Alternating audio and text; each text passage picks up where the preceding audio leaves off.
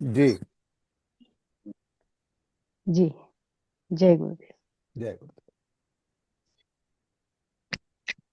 ब्रह्मभूतः प्रसन्नात्मा न शोचति न काञ्चति समः सर्वेषु भूतेषु मद्भक्तिं लभते पराम् भक्त्या मां विजानाति यावन्याश्चास्मि तत्त्वतः ततो मां तत्त्वतो ज्ञात्वा विशते तदनन्तरम् सर्वकर्माण्यपि सदा कुर्वाणो मदव्यपाश्रयः मत्प्रसादात् वाप्नोति शाश्वतं पदमव्ययम्।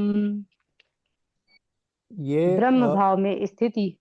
एक एक मिनट, गुड़िया, 54वां जब श्लोक, 54वां जी। श्लोक ब्रह्मभूत प्रसन्नात्मा से। हाँ जी। हाँ, ठीक। ठीक है, ठीक। करो आप। ठीक। हाँ। ब्रह्म भाव में स्थित योगी के लक्षण तथा पराभक्ति की प्राप्ति। ब्राह्मी स्थिति प्राप्त हो जाने के बाद वह ब्रह्म में एक ही भाव से स्थित प्रसन्न मन वाला योगी न तो किसी के लिए शोक करता है न किसी की प्राप्ति की इच्छा कामना करता है। वह समस्त प्राणियों में समभाव वाला योगी तत्व ज्ञान की पराकाष्ठा रूपी मेरी पराभक्ति को प्राप्त हो जाता है। इस पराभक्ति द्वारा वह योगी मुझ परमात्मा को मैं जो हूँ और जिस प्रभाव वाला हूँ उसे ठीक ठीक वैसे का वैसा तत्वतः जान लेता है। उस भक्ति के द्वारा मुझ परमात्मा को यथार्थ तत्व से जानकर तत्काल ही मुझ परमात्मा में प्रविष्ट हो जाता है। साधक गण, श्री रामचरितमानस में कागभूषुंडी जी महाराज, इस युग में श्री चैतन्य महाप्रभु, मीराबाई, कबीरदास जी इसके प्रमाण हैं। निष्काम कर्मयोगी की परम पद की प्राप्ति। मेरे परायण हुआ निष्काम कर्मयोगी तो सभी कर्मों को सदा करता हुआ भी मेरी कृपा से सनातन अविनाशी परम पद अर्थात ब्रह्म पद को प्राप्त हो जाता है। अर्थात निष्काम कर्मयोगी की तो ध्यान योगी की तरह विधि निषेध तथा पाबंदियों, परीक्षाओं तथा शर्तों से नहीं जूझना पड़ता। उसे परमात्मा की सहज कृपा प्राप्त रहती है। जय गुरुदेव।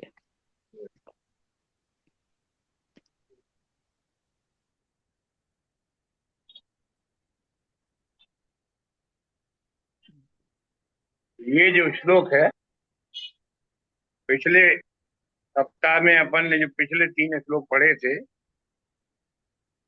उनका जो फल है। पिछले श्लोक थे बुद्ध्या विशुद्ध्या युक्तो धृत्यात्मानं नियम्य च शब्दादीन् विषयान् त्यक्त्वा राग द्वेष विदस्य च विविक्त से भी लद्ध्वा सीय वाक्काय मानसा ध्यान योग पदो नित्यं वैराग्यं समुपाश्रिता अहंकारं बलं दर्पं कामं क्रोधं परिग्रहं विमुच्य निर्ममो शांता ब्रह्म भूयाय कल्पते। भगवान ने पिछले जो श्लोक कहे थे, तो उसमें भगवान ने ध्यान योग परो नित्यम वैराग्यम समुपाश्रिता कि नित्य माने 2400 घंटे, सुबह शाम नहीं। नित्य माने 2400 घंटे जो ध्यान की स्थिति में रहता है। ध्यान की स्थिति के लिए आगे जो वैराग्यम समुपाश्रिता बताया कि जब तक शरीर से, मन से, बुद्धि से और संसार से, संसार को भूल न जाओ, जब तक तो ध्यान हो ही नहीं सकता। इन सब चीजों को जब वो ध्यान की में पढ़ के सब चीजों को भूल जाता है, एक ही भाव में स्थित हो जाता है, उसको तो वैराग्य कहते हैं। राग ना होना, किसी में आसक्ति ना होना, वो वैराग्य। तो उसके अपने शरीर में भी नहीं रहती आसक्ति और संसार में भी नहीं रहती, तब वो ध्यान में स्थित हो जाता है। और फिर उसी के फल स्वरूप करना अलग से नहीं। अहंकारम बलम दर्पम कामम क्रोधम परिग्रह के अहंकार तो जो अपने अपने को दूसरे से अलग मानो तभी तो अहंकार होता है। जब सब में एक ही भूत हो जाएगा तो अहंकार कैसे करेगा? अहंकार की समाप्ति से ही ध्यान लगता है। तो इसी तरह बल है, इसी तरह घमंड है, दर्प है, माने काम क्रोध और वस्तुओं को इकट्ठा करना। ये सारे काम ध्यान योग में स्थित न होने के कारण होते।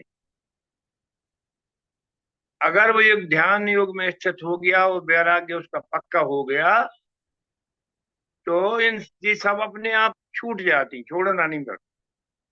विमुक्त निर्ममो शांत हो, इनके छूट जाने पर वह पूर्ण तरह शांत हो जाए, ब्रह्म भूयाय कल्पते, और तत्काल ही वह ब्रह्म भाव में स्थित हो जाता। तो जब ब्रह्म भाव में कोई स्थित हो जाएगा, तब उसकी स्थिति कैसी होगी, यह अगले श्लोक में जो आज पढ़ रहे हैं उसमें दिया गया। वह कैसा हो जाएगा? वो कहते हैं ब्रह्म भूत प्रसन्नात्मा न सोचति न कांक्षति, समा सर्वेषु भूतेषु मद्भक्तिम लभते पराम। तब यहाँ कह रहे हैं कि वह जो ब्रह्मी भाव में स्थित हो गया, अब आंख खोलो तो बाहर भी, आंख बंद करो तो भीतर भी, आत्मा के अतिरिक्त उसको कोई चीज रहती नहीं। तब किसी बात की चिंता नहीं, आत्मा में युक्त प्रसन्न रहता है। आत्मा का स्वरूप ही आनंद स्वरूप है आत्मा, इसलिए प्रसन्न रहने की कोशिश नहीं करता, प्रसन्न रहता है स्वभाव से। तो क्या होता है कि न सोचती न कांक्षती, चाहनता कोई चीज चाही जाती, आकांक्षा करना, तो वो होती है, ये वृत्ति है हृदय की। और सोचना ये बुद्धि का काम। तो कहते हैं कि जब सबसे एकाकार हो गया, सब आत्म स्वरूप हो गया, बाहर देखो तो, भीतर नजर डालो तो, बाहर डालो तो, अपने आत्मा के अतिरिक्त किसी चीज का उसको प्रतीति नहीं होती, तो सहज स्वाभाविक वो है, कहते हैं मद भक्तिम लभते पराम। लभते जो क्रिया है, ये आत्मनेपदी क्रिया, ये होना है। मद भक्ति मेरी भक्ति को प्राप्त हो जाता, मेरी भक्ति को करता नहीं है। तो मेरी भक्ति को प्राप्त हो जाता है वह जो ध्यान करता है, इसके बारे में बता रहे। तो ये बात वही है, इसलिए मैंने आज संजय से कहा था कि आप इसके सामान्य अर्थ कहने के बाद में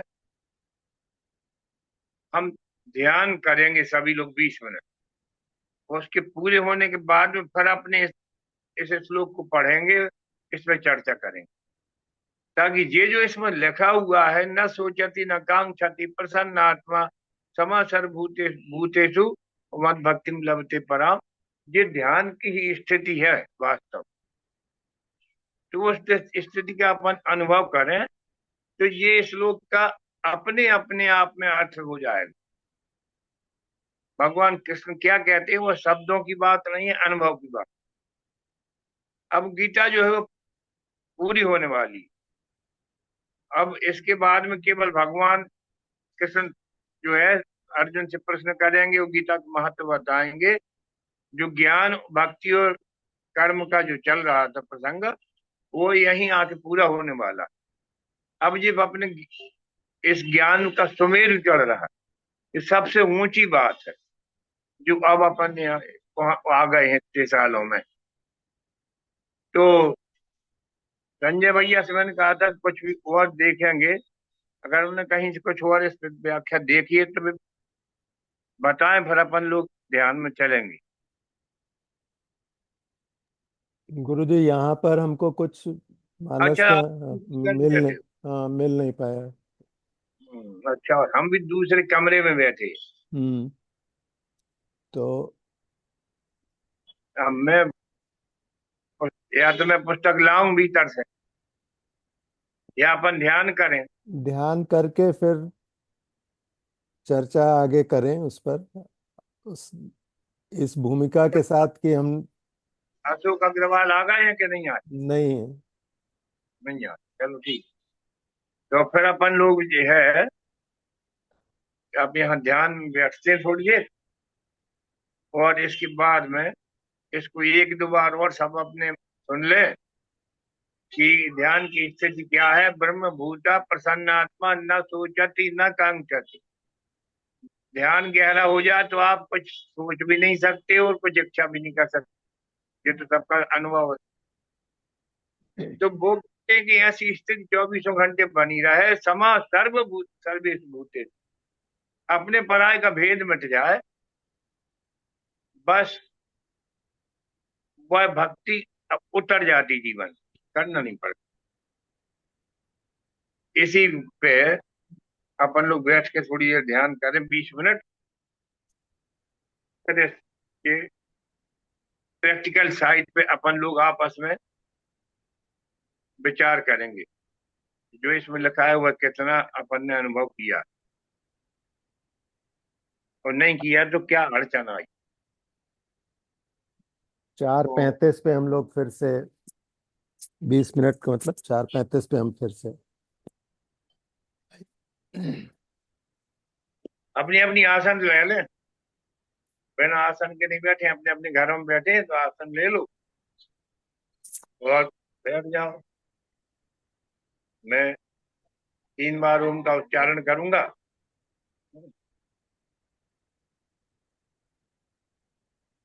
ओम लजीर्घिन्दुर्वदनो देवो यत्पादपङ्कजस्मरणं वा सर्वमणिरवितं शान्राच्छिन्नास्यति विघ्नानाम्। त्र्यम्बकं यजामहे सुगन्धिं पुष्टिवर्धनम् उर्वारुक्मिबन्धनान् मृत्योर्मुक्षीमामृतात्। अखण्डमण्डलाकारं व्याप्तं येन चराचरम् तत्पदं दर्शितं येन तस्मै श्रीगुरुवे नमः। देवं गंगाधरं तीर्थं तीर्थं नारायण प्रभुं योगानंदाय योगीन्द्र श्री विष्णुतीर्थाय नमो नमः। वन्दे बोधमयं नित्यं शिष्य संतापहारणं श्रीगंगाधर प्रकाशाय भूयो भूयो नमाम्यहम्।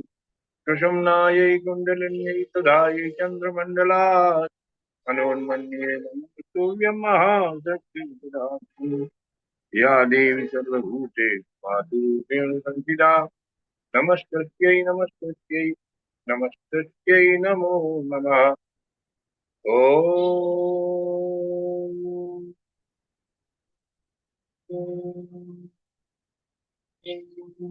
घर द्वार मकान आपकी, परंतु ये जो अब श्लोक पढ़ा है ये कहाँ से किस दृष्टि से पढ़ा पढ़ा है अपन ने, कि मिट्टी की दृष्टि से देखो। मिट्टी है वह दीपक भी है, मिट्टी है वह सुराही भी है, मिट्टी वह बड़ा घड़ा भी है। मिट्टी की दृष्टि से देखो तो पहले भी ये सब मिट्टी थे, बाद में भी सब मिट्टी ही रहेंगे। अभी भी मिट्टी के अतिरिक्त उनमें कुछ नहीं है, नाम और रूप सब झूठे हैं। अगर हमारी दृष्टिकोण मिट्टी की तरफ से रहे तो अद्वैत, न कोई घड़ा, न कोई सुराही, न कोई मिट्टी का दीपक, सब मिट्टी ही है। ये तो होगा अद्वैत की दृष्टि। और जब रूप की तरफ से देखने लगोगे तो उन सबके नाम अलग, उनके रूप अलग, उनकी उपयोगिता अलग, सब अलग अलग, कोई सामने नहीं है। वह पहली दृष्टि सत्य होते हुए भी संसार की तरफ से देखोगे तो सब द्वैत ही द्वैत हो जाता।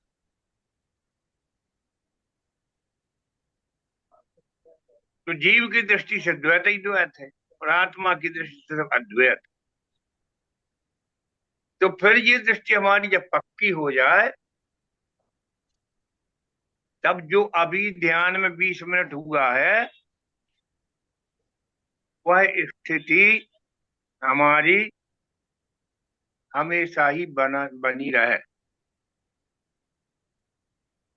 दुनिया के काम करते हुए कर्तव्य की दृष्टि से, कि अभी अगर गुड़िया ही बैठी है ध्यान में और बेटा या पति आके या मैं ही आके कोई भी अतिथि आके कहे कि प्यास लगी, तो उठेगी, पानी ला के देगी। वह कर्तव्य की दृष्टि से उससे गुड़िया को कुछ प्राप्त नहीं हो रहा, पानी मुझे प्राप्त हो रहा है, बच्चे को प्राप्त हो रहा है, पति को प्राप्त हो रहा है, अतिथि को प्राप्त हो रहा है। तो वो एक पानी देने की क्रिया हुई, वो कोई कर्म नहीं हुआ। इस तरह संसार के सारे काम करते हुए, जैसे ब्रज की गोपियां करती थी, गाय लगाती थी, गोबर उठाती थी, लीपती थी, पोतती थी, बच्चे को दूध पिलाती थी, पति को भोजन बनाती थी, कराती थी, गाय धोती थी, सब करती। परमद भक्ति लभते पराम, परंतु वे कृष्ण से हमेशा जुड़ी रहती। देव और सामान्य बुद्धि ये काम करते रहते थे, वो उनका चिंतन कृष्ण में बना रहता। तो इस तरह से वो कोई कल्पना की बात नहीं। अभी आपने भी ध्यान किया है, आपके भीतर से सब उड़ गया, सब एकाकार हो गया अपनी अपनी पात्रता के अनुसार।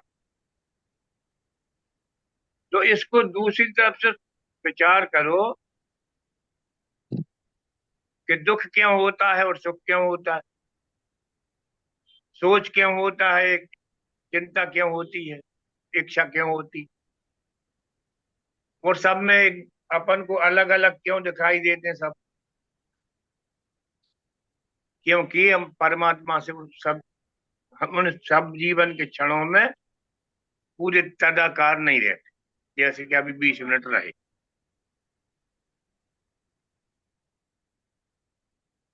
ये अब प्रैक्टिकल की चीज है, अब जो कि वो सिर्फ कहने की बात नहीं है इसमें ज्यादा। इसलिए हमने आज ये ध्यान का जो बाद का हमने पहले ही कराया। अब हम चाहते इस बारे में हमें नाम न लेना पड़े, अपने अपने अनुभव जो हमने भी कहा है, श्लोक में जो लिखा है, गुड़िया ने बताया, या से कुछ और लोग अपने अनुभव बताएं।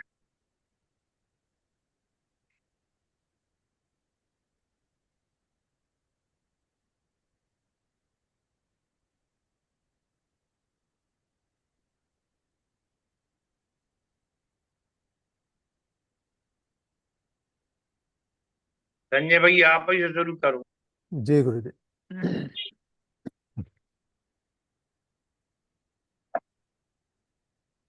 अभी के अपने साधन का जो अनुभव जो है वो पूरा ऐसा तो नहीं हुआ कि सब कुछ विलीन हो गया हो, लेकिन इस 20 मिनट में भीतर शांति और स्थिरता का एक भाव, एक शांति बनी रही। और जैसा कि रोज साधन में एक गुरु भक्ति, गुरु स्मरण और गुरु समर्पण का जो भाव और वो जो गूंज भीतर रहती है, जो शब्दों में रहती है, उससे एक स्थिरता और शांति का भाव अभी बना रहा। इसके साथ में इसी दौरान में वो बात भी ध्यान में आ रही थी कि जो बात आई, मतलब मन में वो उभरा इसी दौरान, वो एक बात और ये थी कि हम अपनी इस भक्ति में, अपने इस समर्पण में जो अपने भीतर का अनुभव है उसमें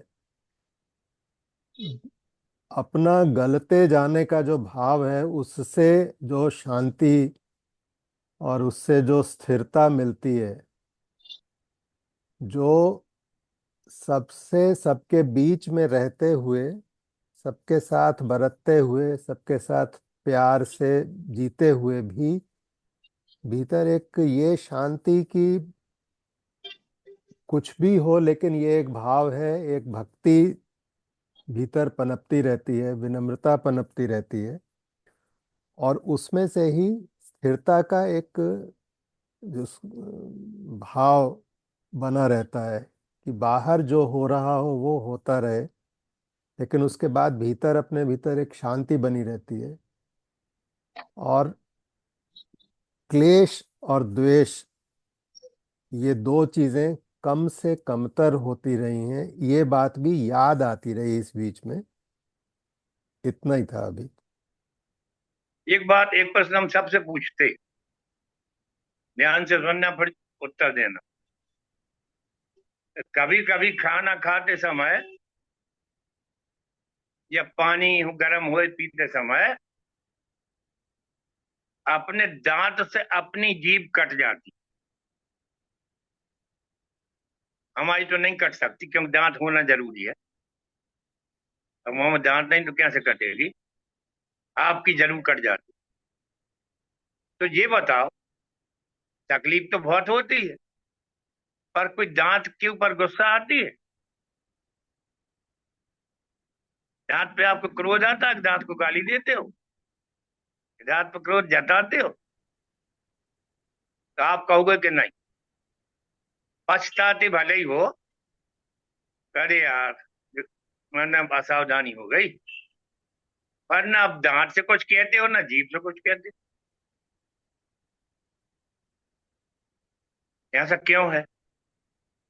ये बात बताओ। ऐसा क्यों है कि दांत पर गुस्सा नहीं आती? अगर और कोई करता तो गुस्सा आ जाती है। कोई भी बताए, ये दो लोगों ने बता बोल चुके, अब कोई तीसरा बोले कि आपके दांत से आपकी जीभ कट जाती है, तो आपको दांत पर गुस्सा गुस्सा क्यों नहीं आता?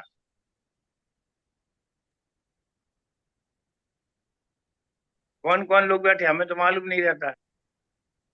गुरु जी चरण स्पर्श। जय हो जय, हाँ बोलो। जी गुरु आपकी जी, जीभ आपके दांत से कटी तो फिर आपको दांत पे गुस्सा क्यों नहीं आया? क्योंकि गुरु जी हमने ये माना है कि जीभ भी मेरी ही है, दांत भी मेरा ही है। तो उसमें उसमें किसी भी प्रकार की भेद दृष्टि नहीं है, और इसलिए वहां पर क्रोध या क्षमा दोनों में से कोई भी भाव प्रकट ही नहीं होता। बराबर। अब ये इसे श्लोक को पढ़ो फिर से, मान लो पढ़ते। यो न ब्रह्म भूता, ब्रह्म भूता प्रसन्नात्मा न सोचती न कांक्षति, समा सर्वभूत वेदो से मत भक्ति लगते पराम। आपके हाथ से कोई गलती हो जाए, आपके दांत से कोई गलती हो जाए, आपके पैर से कोई चीज फूट जाए, टकरा जाए, कोई गुस्सा नहीं। क्यों? क्योंकि ये आपका अपनेपन का विस्तार इन सब में है, इनको दूसरा समझते ही नहीं। अपनी जीभ है, अपने ही दांत है, अपने ही हाथ है, अपने ही पैर है, अपना ही शरीर है, अपनी मन है, अपना बुद्धि है, अपना चित्त, अपना अहंकार।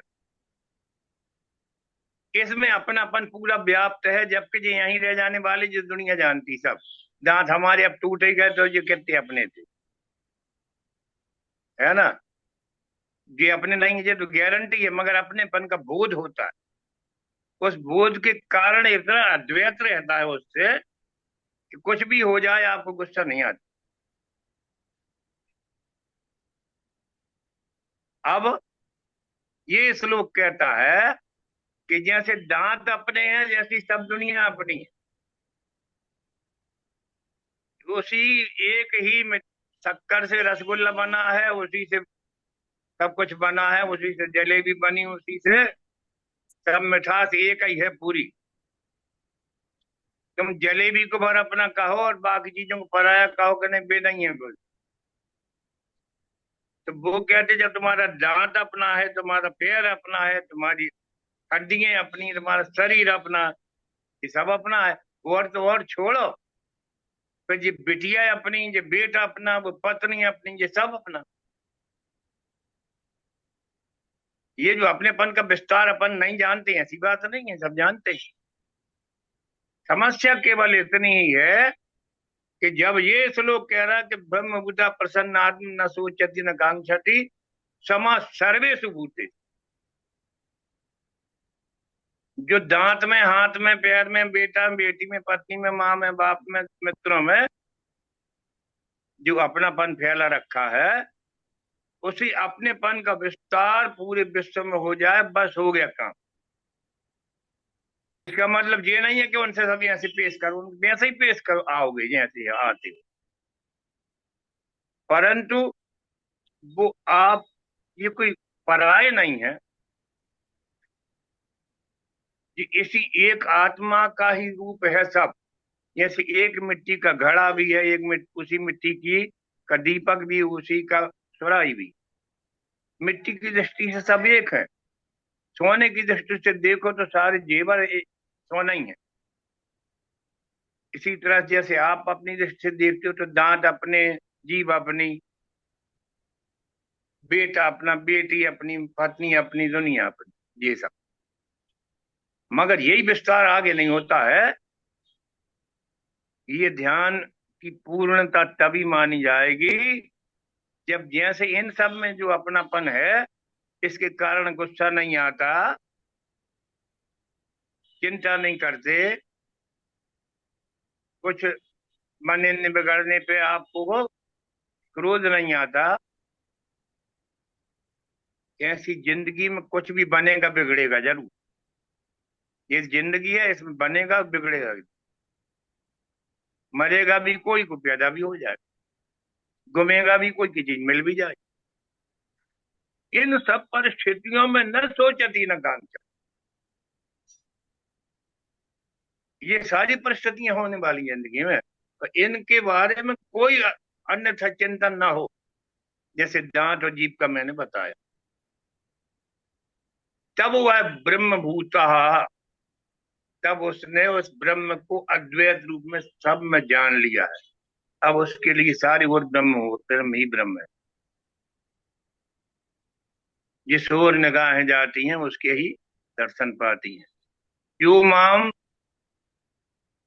जानत यो माम पश्यति सर्वत्र, गीता में भगवान कह रहे, सर्वम च मयि पश्यति तस्याहम न प्रणश्यामि सचा न मे प्रणश्यति। यो माम पश्यति सर्वत्र, जो सब कहीं हर रूप में माम पश्यति मुझे देखता, परमात्मा को देखता,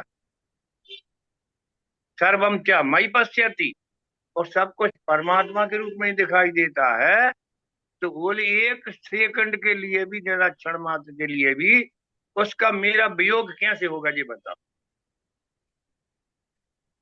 कि सभी तरफ से तो परमात्मा दिखाई देता है, राक्षस को दिखाई देता है, आदमी की देव छोड़। रामायण में लिखा है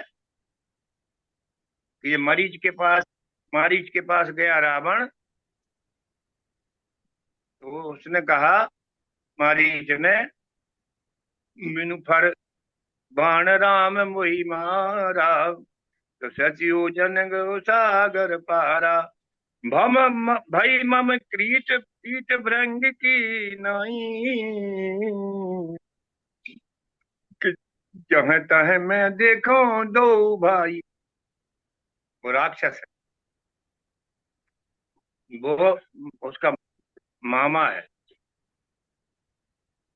मारीच, रावण का सगा। तो वो कह रहा कि अब जहां नजर खोलता हूं तो राम लक्ष्मण ही दिखाई देते मुझे। राक्षस कह रहा है लंका। और एक चौपाई है, फिर तु स्नेह मगन सुख अपने, राम प्रसाद सोच नहीं सपने। जो उनके नाम के प्रेम में डूब गया, उसके लिए कोई चिंता सोच फिकर की बात ही नहीं है। अवकाश ही नहीं, संभावना ही नहीं, हो ही नहीं सकता। हमारी अपनी संकीर्णता ही हमारी समस्या है।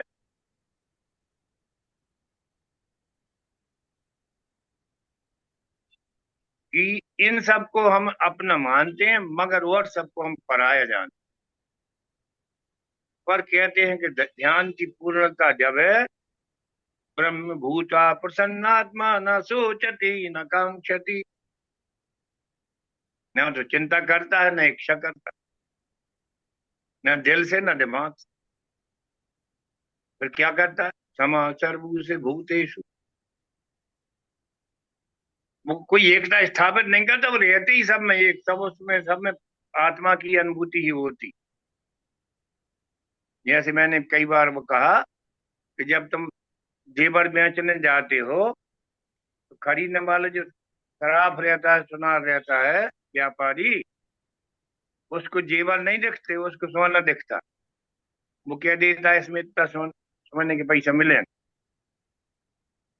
और अपन बेच के आए, उसके 50 साल भी बाद कहेंगे अरे यार बड़ी खराब समय आ गया था, उसमें अंगूठी बेचना पड़ी। तब भी अपनी खोपड़ी में ये नहीं आता कि ये पैसा अंगूठी के नहीं है, सोने के जो लिए थे। अपन ने रूप को इतनी जम के पकड़ा है कि वो चला ही गया, फिर भी अपन अंगूठी अंगूठी रखते जा रहे हैं। तो ये दृष्टि पैदा होना चाहिए। व्यवहार संसार में जैसा होता है वैसा ही हो। जो नाटक करता है तो वो सब जो पात्रता मिलती है उसी अनुसार बोलता है, उसी के साथ व्यवहार करता है, मैं उसी एक्शन करता है। पर कहता है कि मैं हूँ रामलाल। तो ये जो है, यही हमारी पूर्णता है, हमारे साधन। गीता भी यही पूर्ण ही हो रही थोड़ी देर में। तो अभी इस पे किसी और के अनुभव को भी अपन जानना चाहते हैं। कोई और भी। अभी 4 लोगों से बात हो गई है। गुड़िया से हो गई, संजय से हो गई है, और पांडे जी से हो गई। अब और कोई सज्जन।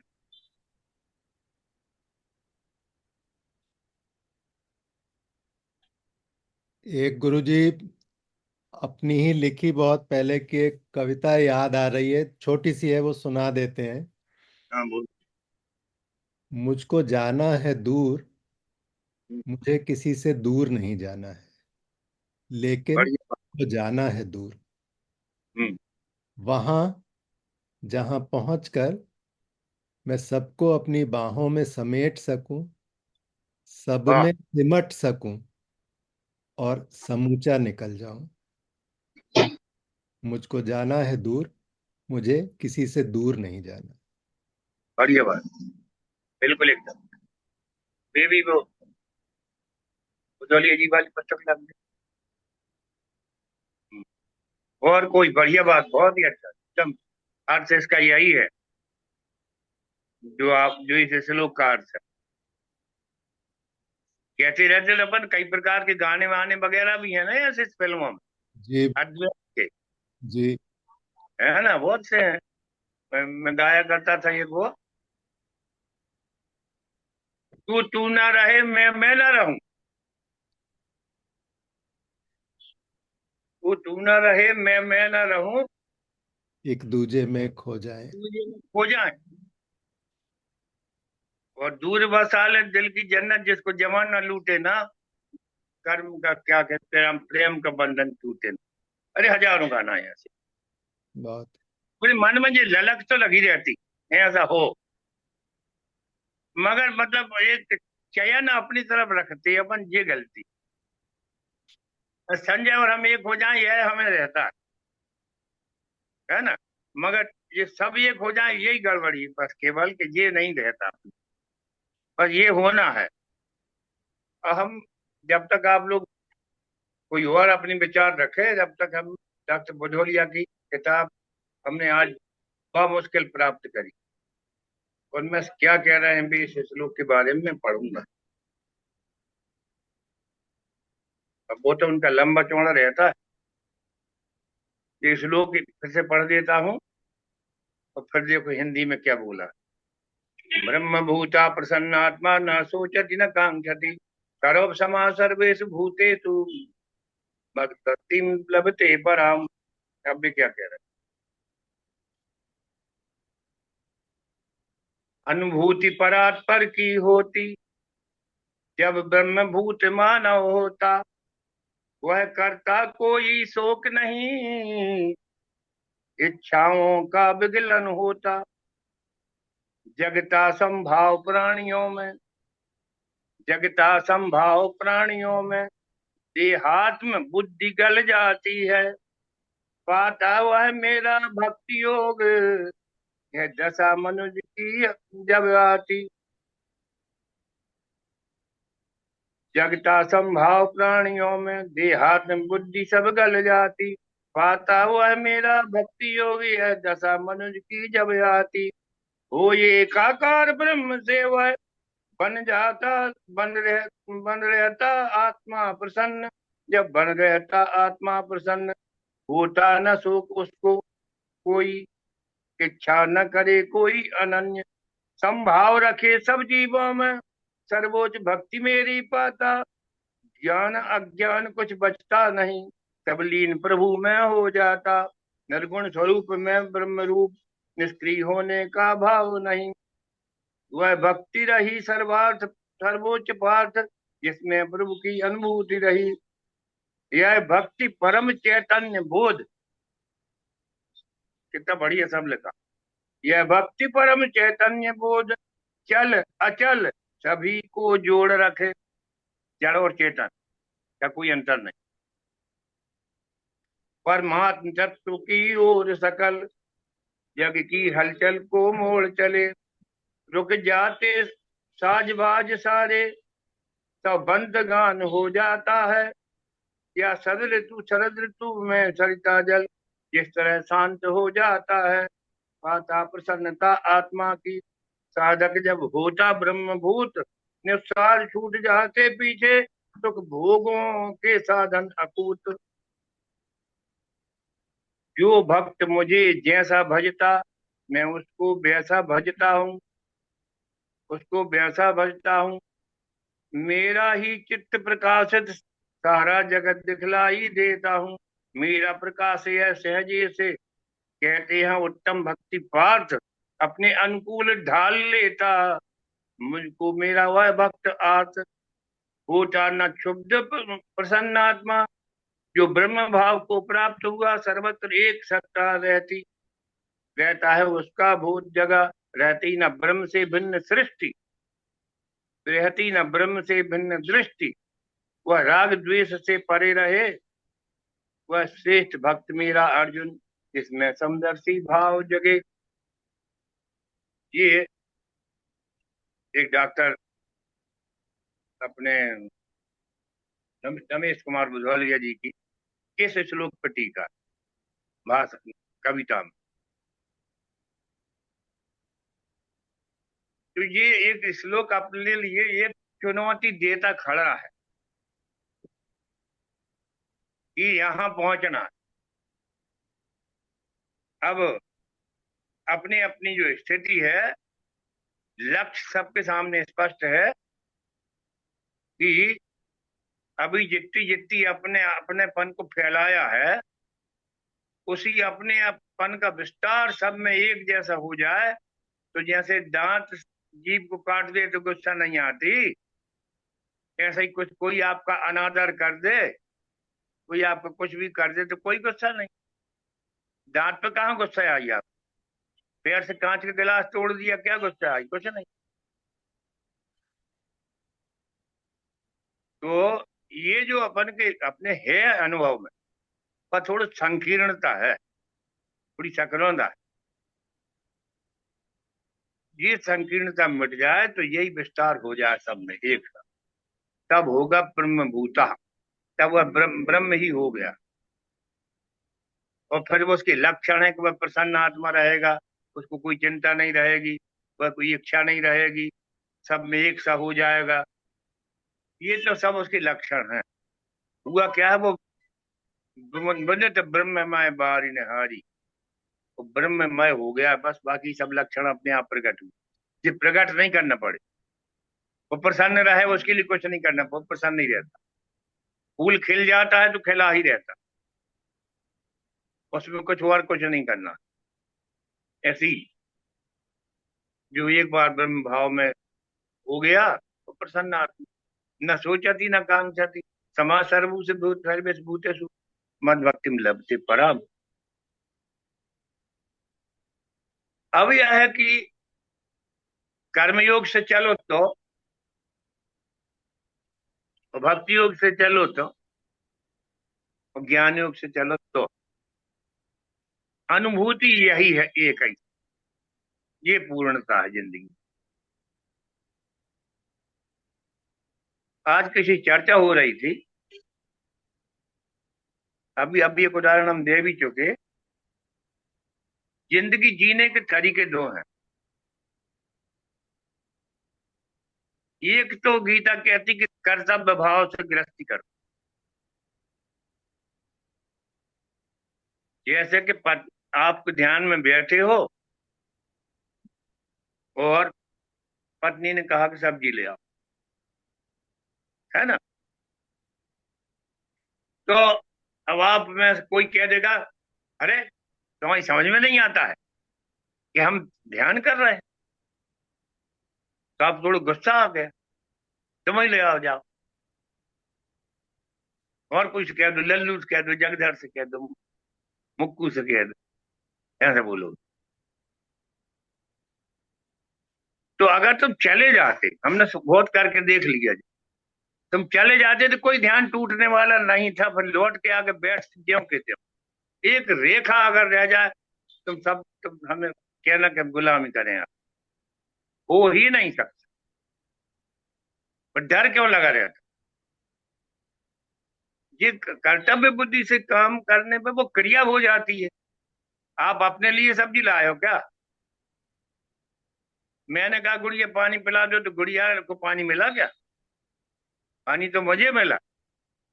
और वो जाके फिर आसनी में बैठे क्यों किचन, इस बीच में 2-10 मिनट खर्च हुए, उसका कोई मतलब नहीं।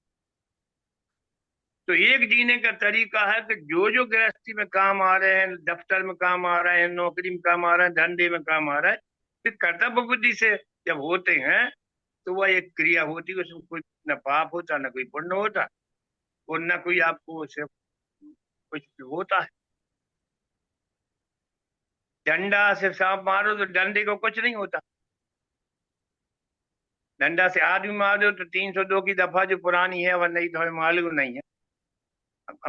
अमित शाह जी ने नई का बना दी, मगर पुरानी 302 है ना?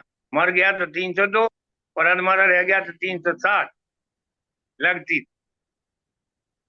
जान से मारने की कोशिश, 307 लग जाती थी, अजन्म कारावास। और जान से मार गया तो फांसी। उन पर वकालत पड़ी हुआ। तो ये लगती थी दफाएं ऐसी। तो ये मैंने उदाहरण इसलिए दिया कि आत्म स्वरूप के विस्तार में कुछ भी नहीं होता है। ना पैर पे आपने कोई धारा लगाई, ना आपने दांत पे कोई धारा लगाई कि जीभ को जान से काटने की कोशिश। 360 नहीं लगी। अपना ही है जीभ, अपने ही दांत है, अपन दांत भी जीभ भी। अब गुरु जी ने फोड़ दिया कांच गिलास, अपने गुरु जी है, कोई बात नहीं, कोई गुस्सा नहीं। तो वो एक हमें याद आ रहा है इसमें एक उदाहरण ओशो का, कि मुल्ला नसरुद्दीन के घर मेहमान आया ये, तो मुल्ला ने अपने लड़के से कहा कि जा कांच के गिलास में पानी ले आ। तो वो लड़का जाने लगा, इधर आ। 2 झापड़ लगा कि जाओ अब ले आओ। मेहमान ने कहा कि यार कमाल कर दिया मुल्ला, उसको 2 झापड़ काहे के लगा है? कि यार हद कर दिया, तो इतनी समझ में नहीं आती। वो कांच के गिलास में ला रहा है, फोड़ देगा तो तो मुल्ला वो इम्तिहान ने कहा कि फोड़ देगा जब मार दे। तो उन्होंने कहा कि मुझे बेवकूफ समझ रखा क्या, जब फोड़ ही देगा तो आप जुड़ तो सकता नहीं मारने से, इसलिए वो तो मूर्खता है। तो उसने कहा अब जब कांच के गिलास फोड़ ही देगा लड़का, फिर उसको दो झापड़ लगाओगे, क्या मतलब, गिलास जुड़ के जाएगा, दो झापड़ लगा। तो विक्रोध की यानी मूर्खता ही है, समझ लो एक, कि जैसे आपको लगे पहले मारना मूर्खता था, पीछे मारना भी मूर्खता ही है। जैसा बाप ही के अंदर चल रहा है ना, गिलास का कुछ हो रहा है ना लड़के की कुछ हो रहा है, ये सब आपका लोट पटा आपके मन में ही चलता।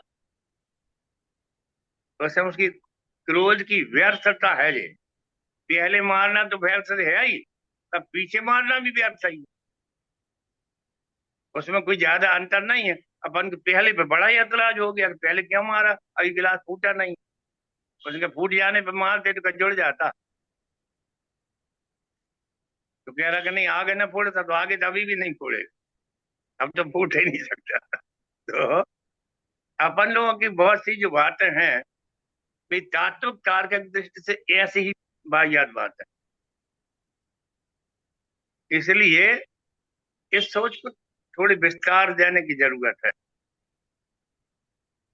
तो मैं कहता हूं कि बाहर को सुधारने में 84 लाख योनियां कम पड़ गई हैं अपन सब। बाहर से कुछ नहीं सुधारना, अपने ही को सुधारना, अपनी दृष्टि ठीक करना है भीतर। बाहर को सुधारने की कोशिश में न लगे रहो तो 84 लाख योनियों में से अपन आ चुके हैं सब, वो अपन नहीं कुछ सुधार पाए। पर अब ये महाराज जी की आशीर्वाद मिला है हमें आपको सबको कि अपन सुधर के देख भी चुके थोड़ी बहुत, 2 5 10 मिनट आधा घंटा के लिए। और इस अभ्यास को बढ़ाओ। और जब ध्यान में थे, जब अगर परमात्मा था वो गुरु था, तो जब आंखें खोली जब कहाँ चला गया वो परमात्मा गुरु। अगर 24 ही घंटा याद रखो तो ध्यान ही बना रहे।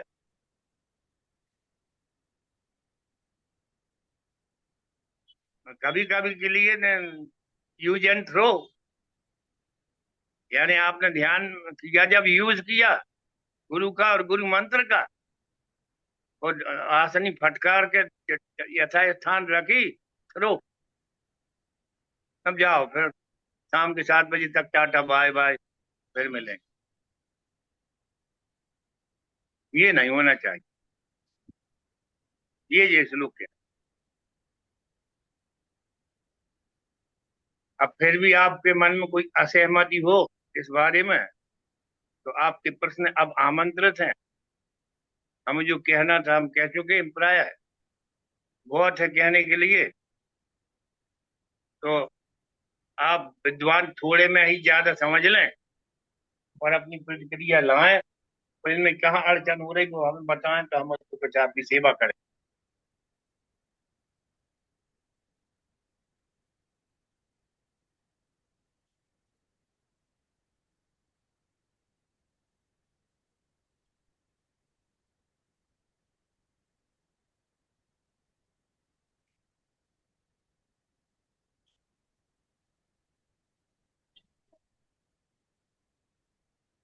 इसी बात को, इसी श्लोक को हमारे पास ईसावास उपनिषद रखा, इसी के श्लोक हम पढ़ देते हैं लोग ऐसे ही। ये कई बात बिल्कुल तरीका भर कहने, पहला पहला श्लोक,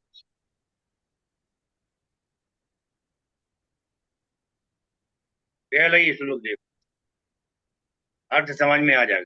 ईशावास्यम इदम सर्वम यत्किंच जगत्याम, जगत्याम माने पृथ्वी, जगत्याम जगत, पृथ्वी पर जो संसार, तेन त्यक्तेन भुंजी था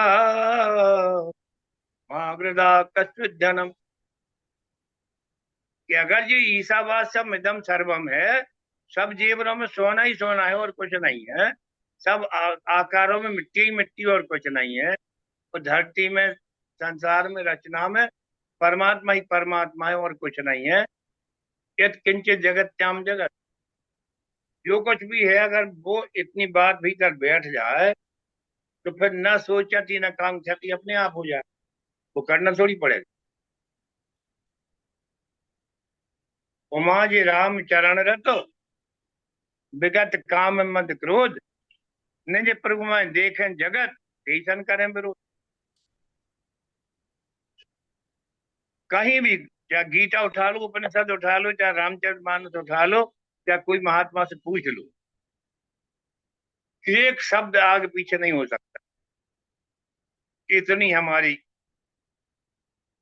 हमारे संस्कृति की विशालता है।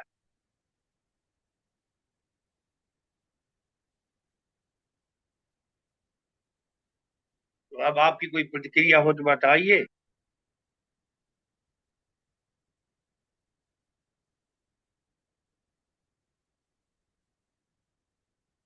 और जो हमने कह रहे हैं गीता में जो कहा वो ज्यादा लग रहा हो तो वो भी बताइए, तो ज्यादा लग रहा है।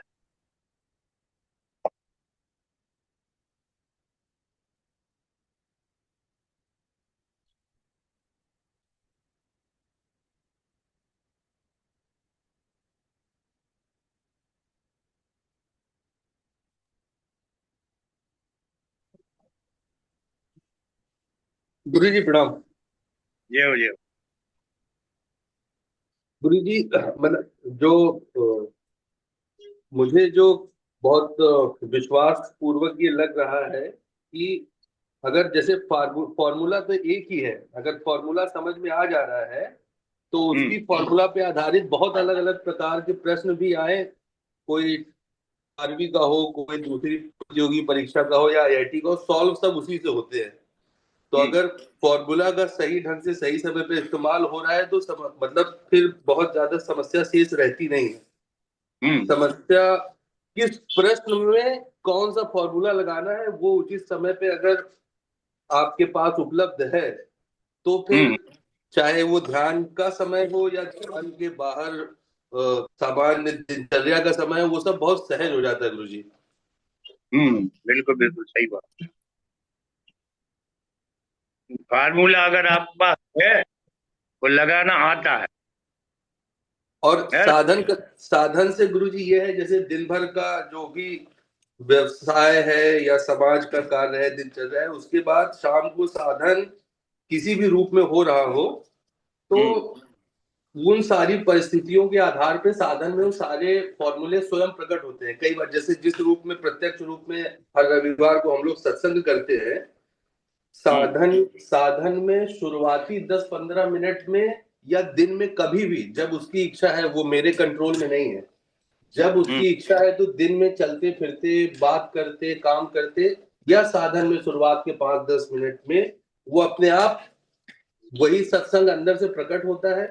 और मन जिन चीजों में उलझा था या जो उसके सामने प्रश्न थे वो उनका समाधान उचित फॉर्मूले से बता के, और उसके बाद सब कुछ इतना शांत हो जाता है, वही ध्यान हो जाता है, सब खो जाता है उसमें।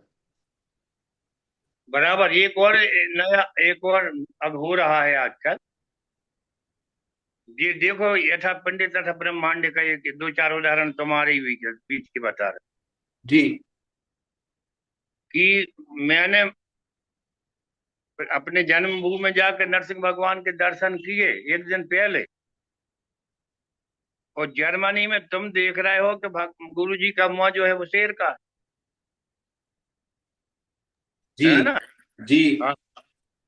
यानी दर्शन तो हमने किए हजारों किलोमीटर दूर, जी और जो हमारे भीतर उस समय मस्ती आई वो तुम्हारे भीतर ट्रांसफर हो जी गुरु जी। गई। इसलिए उतना ही मैंने दर्शन किए थे जितने तुमने किए। मुझे भी चेहरा ही दिखा था केवल, तुम्हें भी जी चेहरा ही है ना ये। जी अब यहाँ अपने वो बैठी है कि नहीं बैठी है, उसका नाम मैं भूल गया। कौन कौन लड़की नाम उसका, दिल्ली आई थी। हम्म। ओ, क्या नाम था? चंदा। चंदा चंदा। चंदा जी, हाँ। चंदा का और कमाल है कि मैं कल जाऊंगा गणेश जी के दर्शन के लिए, कल होने वाले आने वाले कल में, तो चंदा आज रात को कह दे कि गणेश जी दिख रहे हैं सब जगह। हमने कहा यार बेटा कल जाने वाले हम हैं। हमने आज त्यौहार किया कि हम कल गणेश जी के दर्शन को जाएंगे। तो चंदा दिल्ली से बोलती है कि गणेश जी दिख रहे हैं आज साधन में गुरु जी। हमने कहा कल जाने वाले। अभी एक फोन भोपाल से आया कि गुरु जी आप ऐसी जगह घूम रहे हैं जहाँ बहुत बड़ा बड़ा स्थान है, एक 4 की गाड़ी, एक बड़ी ऊंची महात्मा। वो 10 बजे बोली, वो 11 बजे मैं वहां पहुंच गया उसी जगह पे जो उसने देखा था सब ज्यों की त्यों। ये क्या है? ये जो है, जो वेदों ने कहा कि यथा पिंड, जो एक पिंड में जो घटना घटती है उससे जुड़े हुए तमाम में वही घट जाती। कोई लोग पकड़ लेते, कोई नहीं पकड़ पाते। आप लोगों में ऐसे आधी दर्जन आदमी तो हमारी नजर में कि हम कल करने वाले हैं, आज किया है तो उसी क्षण जान जाते हो सब कि मतलब क्या होने वाला, क्या करने वाले।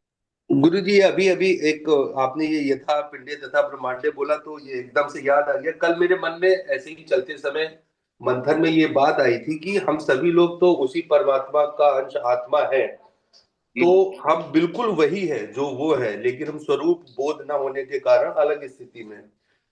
तो हम्म। और परमात्मा ने ये सारी लीला संचार, उनके मन में एक मौज आई और उन्होंने कर दिया। तो हम्म। अगर हम उन्हीं का अंश हैं तो परमात्मा ने जो किया उसका किसी प्रकार का कोई प्रारब्ध नहीं है, हम भी उसी का अंश है। तो हमारे लिए वो परिस्थितियां नहीं है। तो फिर मतलब अगर उस दृष्टि से देखें तो अगर हम वही हैं तो हमारे लिए भी वही रूल लागू होने चाहिए। भाई देखो ये बात है, इसी का फल उल्टी तरफ से सोचो इसी बात को। जी बड़ी अच्छी बात है कि जब ये श्लोक अपन ने पढ़ा, ब्रह्मभूता प्रसन्नात्मा न सोचती न कांक्षती, ये जब हो गया, अब आप विचार करो अब थोड़ी गहराई से सभी लोग जितने श्रोता हैं कि जब ये ऐसा हो गया है तब इसके प्रारब्ध और संचित कर्म अविशेष है। 3 प्रकार के कर्म होते हैं। संचित कर्म जो पिछले जन्मों से चले आ रहे हैं, प्रारब्ध जिनके कारण ये शरीर मिला है, और क्रियमाण जो अभी कर्म करते हैं उनके फल, और चौथा कुछ नहीं होता। 3 ही प्रकार होते। तो वो कुछ भी कर ले उसके प्रारब्ध कर्म तो संचित कर्म है ही। फिर लेकिन मोक्ष गुरु के जी जब जब जीव की यात्रा शुरू हुई, जो उसका प्रथम सर्वप्रथम जन्म रहा होगा, तब तो उसके पास कोई संचित कर्म होंगे ही नहीं। नहीं होंगे। उस समय परमात्मा की आज्ञा थी। तो वो उसी परमात्मा का अंश होके आया बिना किसी पूर्व प्रारब्ध कर्म या संचित कर्म के। तो अगर वो उस समय कोई भी कर्म कर रहा था तो चूंकि वो परमात्मा का ही अंश है, बिल्कुल वैसा ही है, निर्लिप्त है, निर्दोष है। तो उसके कर्मों में प्रारब्ध या संचित कर्म बनने की संभावना का प्राकट्य कैसे हो सकता है, क्योंकि वो तो उसी परमात्मा का ही अंश है, उसमें कोई अशुद्धि तब तक आई ही नहीं है। एक प्रैक्टिकल उदाहरण सोचें सभी लोग कि बैंक में आपके लाखों रुपए जमा जी है ना, जी और आपकी मृत्यु हो गई है और आपका कोई उत्तराधिकारी नहीं है, और पैसा 100% आपकी चौकी कमाई का है, पर वह राज्य साथ होने के अतिरिक्त और कुछ नहीं होने वाला, क्योंकि उसका कोई अब धनी धोरी नहीं है।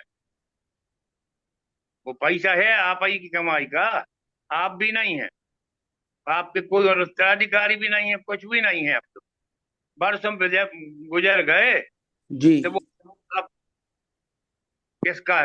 कोई का नहीं। अब बैंक कहीं में रहा मन सरकारी होगी। इसी तरह से जो परमात्मा की भक्ति में डूब गया, जो ज्ञान से परमात्मा को जान गया, जो कर्म के द्वारा परमात्मा तक पहुंच गया, अब उसके संचित कर्म तो हैं मगर वो नहीं है। हेलो। जी गुरु जी। संचित कर्म तो हैं जी मगर भोगने वाला कोई नहीं है। क्योंकि वो परमात्मा हो गया है, परमात्मा थोड़ी भोगता। तो अब आपके पिछले पाप, पिछले पुण्य, पिछली गलतियां गलतियां, इन सब की चिंता प्रायश्चित की कोई जरूरत नहीं। जब तुम परमात्मा के हो जाओगे सब खत्म। ना कोई अच्छा, ना कोई बुरा, ना लाभ, कोई ना हानि, ना कुछ नहीं कुछ। इसलिए इनमें मेहनत करना बेकार है। जी गुरुजी। हाँ, तो अब आज का साधन यही समापन होता है। इस पर सोचते रहिए, अपने जीवन में उतारते रहिए। और अब वो गाना, वो क्या कहलाता, भजन होगा। भजन का समय बचा। चलो भाई। जी महाराज जी। वो महाराज जी हमारी निर्वाण भजन गाती थी, वो है कि नहीं रहती, क्या होती है कि नहीं होती, क्या है उसका नाम, फिर भूल गए। संध्या, संध्या जी। आज बहन आज नहीं है। नहीं है कि अगर हो तो दो भजन भी हो सकते हैं, ऐसी कोई बात नहीं है ना। और हमको क्योंकि आता नहीं, हम देखना भी कि कितने लोग हैं क्या नहीं। तो कौन? देखें तो हमारी बुद्धि कमजोर पड़ेगी, इसलिए हम चलो गाओ। महाराज जी निर्वाणाष्टकम सुनाऊं? हाँ बोलो, बोल। जी। आज का वही है, बिल्कुल नहीं, सही में, सही में। मनोबुद्धि हंकार चित्तानि नाम, न चा स्रोत जीवे न चा घ्राण नेत्रे, न चा व्योम भूमि न तेजो न वायु, चिदानंद रूप शिवोहम शिवोहम, चिदानंद रूप शिवोहम शिवोहम, न चा प्राण संज्ञो न वै पंच वायु, न वा सप्त धातु न वा पंचकोशा, न वाक्पाणिपादौ न उपस्थपायु, चिदानंद रूप शिवोहम शिवोहम, चिदानंद रूप शिवोहम शिवोहम, न मे द्वेगिरास न मे द्वेष रागो न लो मे लोभ मोहो, न मदो नैव मे नैव मात्सर्य भावो, न धर्मो न चार्थो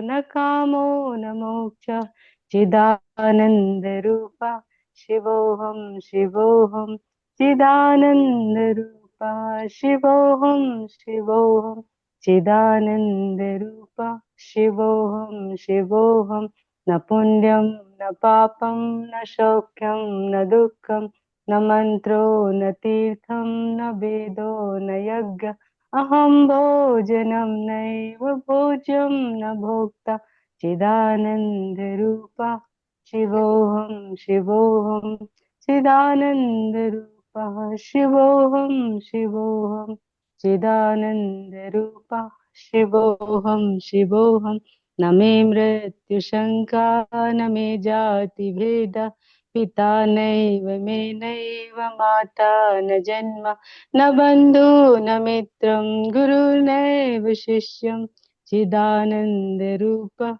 शिवोहम शिवोहम, चिदानंद रूप शिवोहम शिवोहम, चिदानंद रूप शिवोहम शिवोहम, अहम निर्विकल्पो निराकार रूपो, विभुव्याप सर्वत्र सर्वेन्द्रियाणां, सदा मे समत्वं न मुक्तिं न बन्धः, चिदानन्दरूप शिवोऽहं शिवोऽहं, चिदानन्दरूप शिवोऽहं शिवोऽहं, चिदानन्दरूप शिवोऽहं शिवोऽहं। जय गुरुदेव। संजय भैया, इससे एक वाक्य बोल के और आज के कार्यक्रम को पूर्ण करो।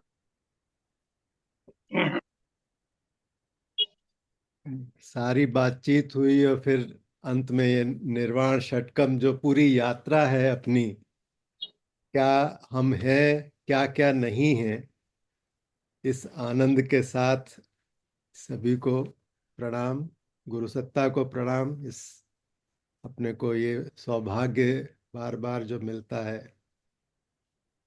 सदगुरुदेव भगवान की सही बात। बसंत पंचमी की गुरु जी की आपको बहुत बहुत बधाई, चरण स्पर्श सभी को बधाई।